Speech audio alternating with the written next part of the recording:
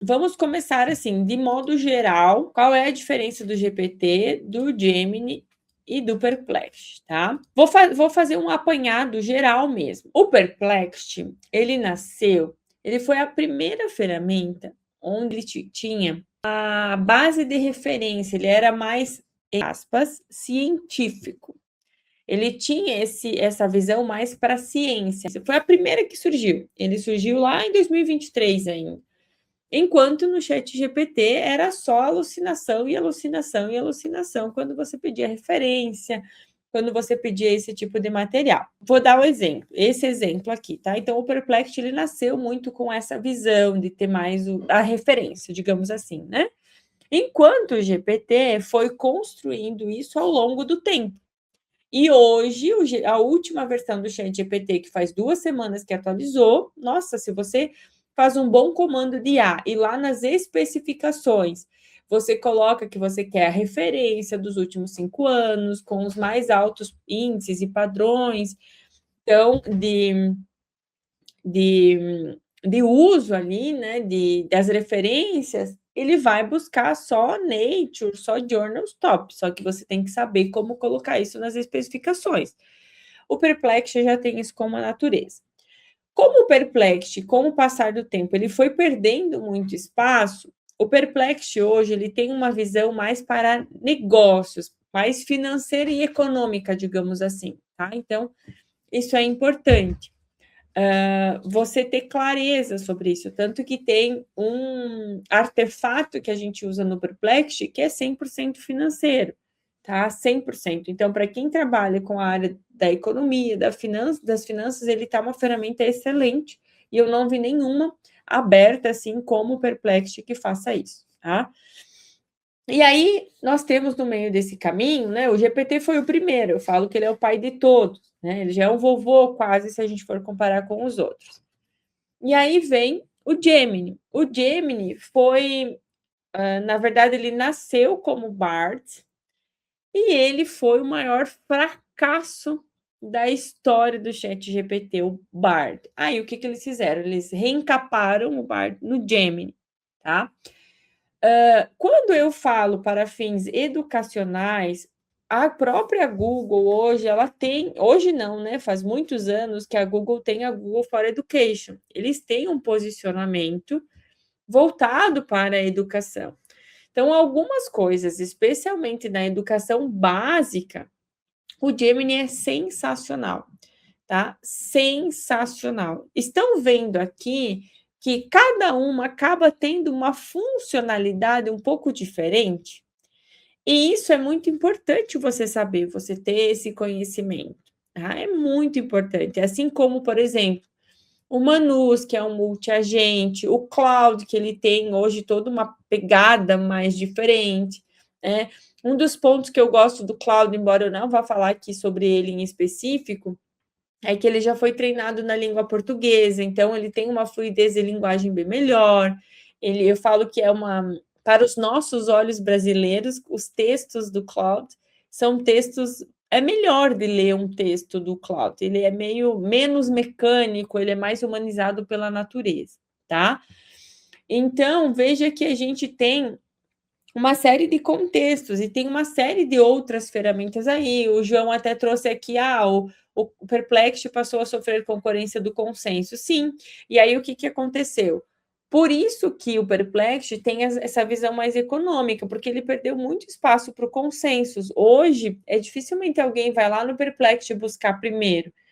Inclusive, a metodologia que eu tenho para quem trabalho de conclusão de cursos, professores que estão lá no TCC, eu criei um método inteiro para isso, tudo, o que o professor tem que trabalhar primeiro, tudo mais. O Perplexity é a primeira ferramenta que o professor vai usar e não, o Consensus é a primeira ferramenta e não o Perplexity. Então, vejam que nós temos uma infinidade de ferramentas hoje, você saber, você dominar as ferramentas é fundamental. É fundamental para você ganhar tempo, ganhar mais produtividade, tá? Então, uma visão bem rápida e geral, tá? Eu vou ser bem sincera para vocês, o Gemini e o Perplexity eu praticamente não uso, tá? Hoje, a minha ferramenta de uso número 1 é o Manus, depois vem Claude e depois vem Gemini. E depois vem GPT, perdão, tá? E por que essas 3 hoje? Porque eu não uso só para produzir, para dar aula para vocês, eu uso para o meu negócio, eu uso para outros fins também, tá? Inclusive, para quem está aqui ao vivo, a gente vai fazer uma aula sobre Gama em breve. E o Gama, semana passada, quinta-feira, ele atualizou. Teve uma atualização bem significativa no Gama, que é a ferramenta que produz slides, e-books, que faz todos esses materiais, tá? Então, em breve, a gente vai ter aula. Lá na plataforma Professor Z por assinatura, nós vamos ter um curso completo, tá? O curso não saiu, era para ter saído agora em março, ele ainda, no início de março, ele ainda não saiu lá, por quê?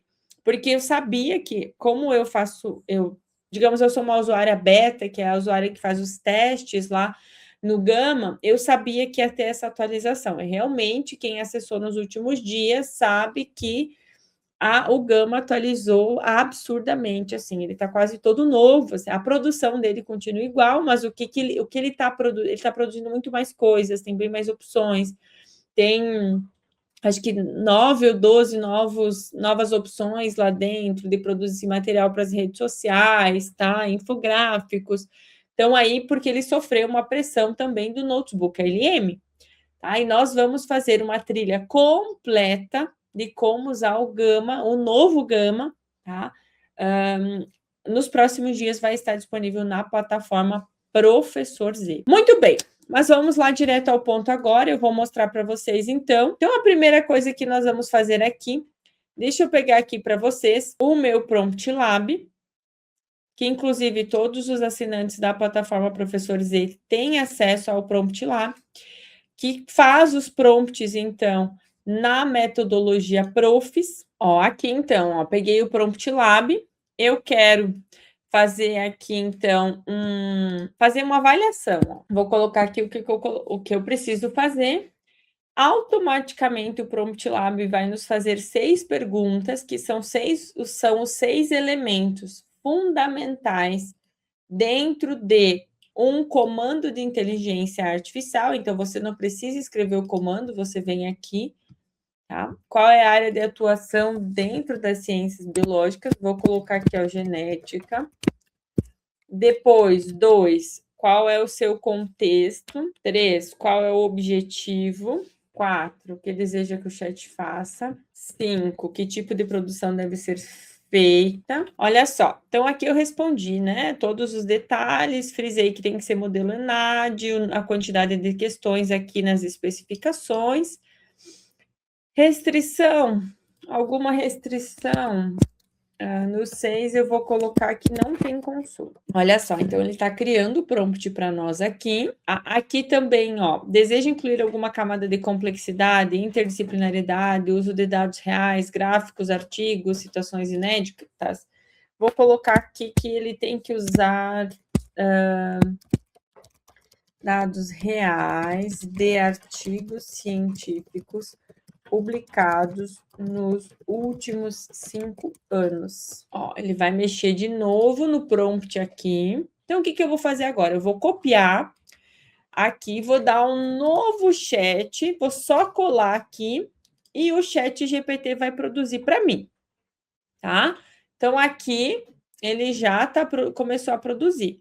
Enquanto ele vai produzindo aqui, eu vou ir lá no meu Gemini, vou colocar o mesmo comando, tá? Vou colocar rodar, ele vai começar a produzir para mim. Também vou ir lá no Perplexity e vou colocar o mesmo comando. Então, os 3 vão executar o mesmo comando, tá?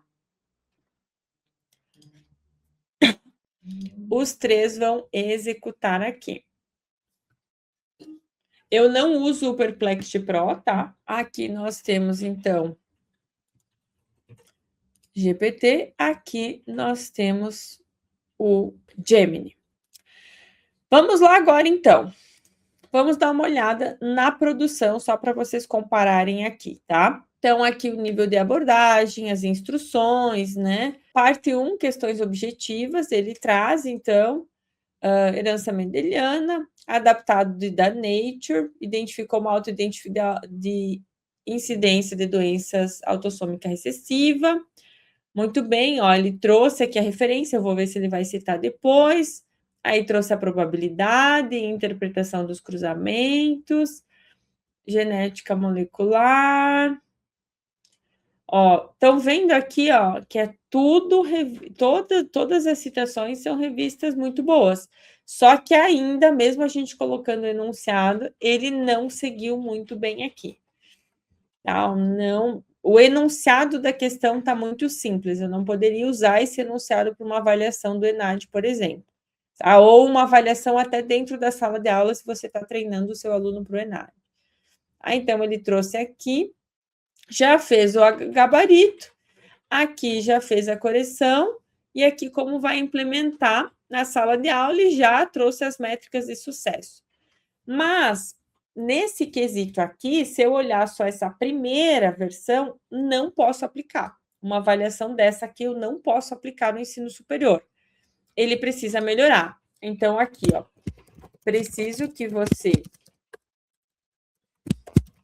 melhore os enunciados e cite a referência completa. Vamos ver o Gemini agora. Mesmo comando. Ó, olha só, já melhorou o enunciado. Tá? Investigou variantes associados, os pesquisadores identificaram polimorfismo, considerando a genética de população, já melhorou o enunciado. Aqui também, ó, já tá melhor o enunciado. Só que ele não citou muito as referências, né? E ele também não trouxe ali aquela, já não trouxe como o professor deve corrigir, não trouxe esses detalhes, tá? Então, vamos lá. Vou pedir para ele citar cada uma das referências usadas nas perguntas. Pedir só isso. E aí, a gente vai aqui para o Perplexity, tá? Eu não uso a versão Pro, então isso pode ser um problema, tá? E olha aqui o problema. Ele pegou de base, tá? Tem algumas identificações, mas ele ainda, ó, Brasil Escola. Eu não quero esse tipo de referência aqui, tá? Ó, o Perplexity no gratuito não teve um bom desempenho. Deixa eu só voltar aqui. Ó, tem a versão para educação também aqui, que é 9 dólares, tá? Pá, mas o Perplexity não foi bom. Vamos lá agora ver aqui as perguntas reformuladas, ó. Questão 1 já melhorou. Ó, citou a referência aqui. Então, aí, o que o professor pode fazer? O professor vai lá, tá?